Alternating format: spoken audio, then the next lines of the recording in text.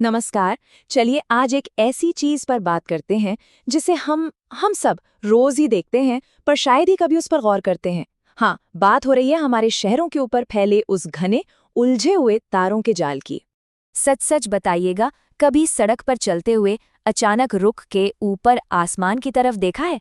शायद देखा होगा, और आसमान से ज्यादा कुछ और ही नजर आया होगा, है ना? और यही है आज का सबसे बड़ा सवाल कि आखिर हमारे शहरों में आसमान की जगह ये तारों का जाल क्यों दिखाई देता है। चलिए आज इसी उलझी हुई गुत्थी को सुलझाने की कोशिश करते हैं। ठीक है, तो सबसे पहले आइए इस जाल को थोड़ा और करीब से देखते हैं। परत दर परत समझने की कोशिश करते हैं कि आखिर ये तार हैं किस किस चीज के। जरा इस तस्वीर को मन में लाइए। हर गली, हर नुक्कड़ पर एक खंभा, और उस एक अकेले खंभे से दर्जनों तार निकलकर हर दिशा में जा रहे हैं।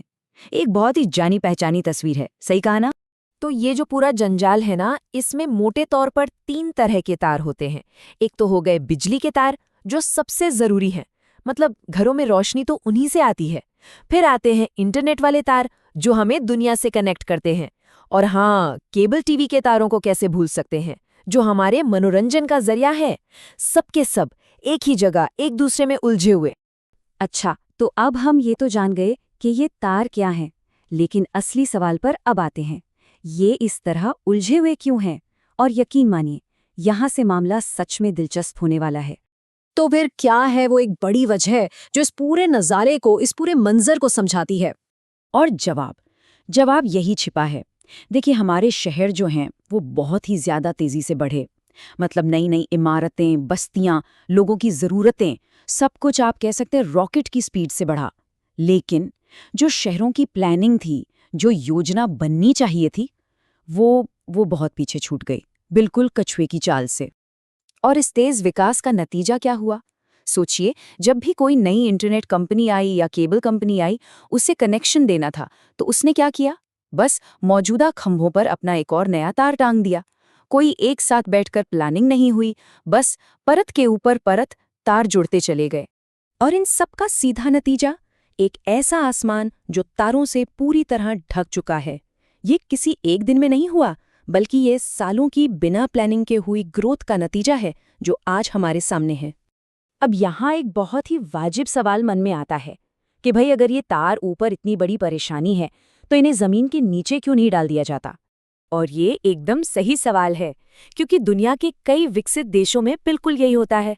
वहाँ आसमान साफ दिखता है, क्योंकि बिजली, इंटरनेट और केबल की सारी लाइनें बड़े सलीके से जमीन के नीचे बिछी होती हैं।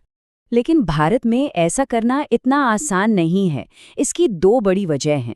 पहली, ये बहुत बहुत ज्यादा महंगा सौदा है। सोचिए, पूरे शहर की सड़कों को खोदना, तार बिछाना और फिर से बनाना, इसमें बेहिसाब पैसा लगता है। और दूसरी वजह ये है कि ये काम बहुत मुश्किल भी है, खासकर उन पुराने घनी आबादी वाले इलाकों में जहाँ पहले से ही जगह की इतनी तंगी है।